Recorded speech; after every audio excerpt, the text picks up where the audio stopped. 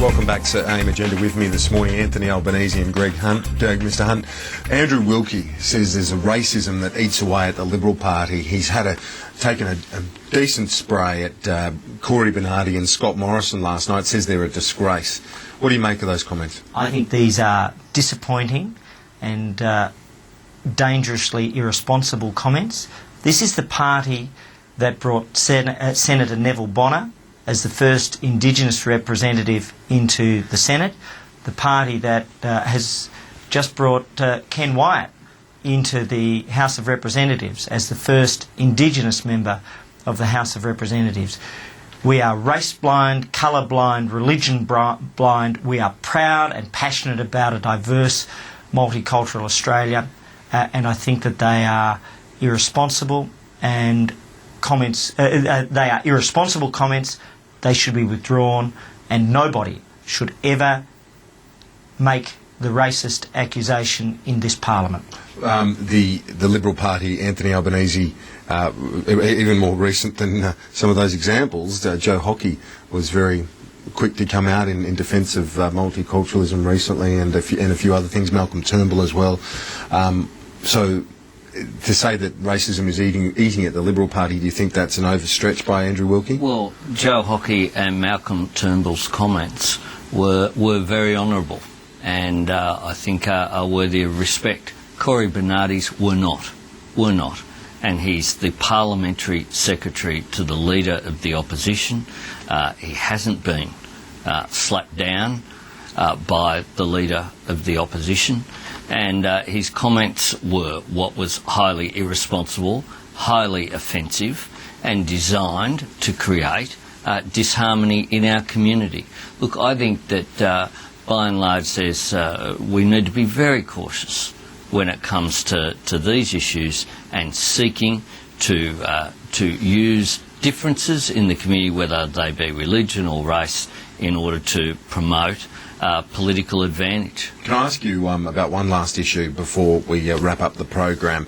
Reports in the Australian today that the government's going to back a Greens bill that will pave the way for gay marriage. What's the state of play on this? Well, it's nothing of the sort, of course. We voted last time and for this legislation, and we'll vote again for legislation that simply says that the Parliament, not just the executive, should have the power to overturn territory legislation. So that's all it does. Puts the power back to the Parliament rather than just the executive being able to do it. That is a reasonable position. It has nothing to do with any specific policy. It's about the right of people who live in this great city of Canberra or in the Northern Territory to have some due respect for their democracies, but Parliament will retain its ability, which is there under the Constitution, to override. In any vote that he's had subsequently on gay marriage, the Labor Party would obviously still vote as a bloc, and it opposes gay marriage. We have our position, and obviously there's a debate that'll be held in December at the ALP National Conference. But this bill removes ministerial veto and puts that in the hands of the Parliament. That's what you're saying. Of the Parliament, which is entirely appropriate that both houses of Parliament have that right, as occurred under euthanasia, for example. It was the Parliament that overturned it.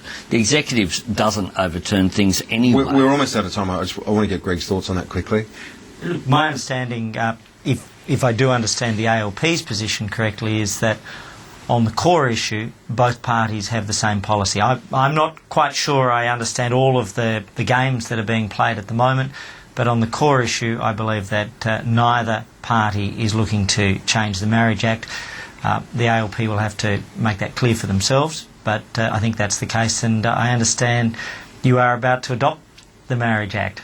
Yeah, well, not gay marriage. No. But you've been engaged on the weekend. I have been. So yeah, thank you, Greg. Appreciate that, mate. And happy birthday to you. So while we're saying, indeed, congratulations all round. Good on you, mate. Well, that's a nice way to finish the program. Congratulations to Greg on his thesis. Yes. Good on you. I invite you to let us know what you were writing in 1990. The sort of the Cuban economic miracle. I would love to see that thesis. We'll do a comparison one day. It should be great. Some of us are consistent, Greg. All right, gents. Thanks for that. We'll leave it on that note. That's all for the program. I'm Kieran Gilbert. Thanks for your company.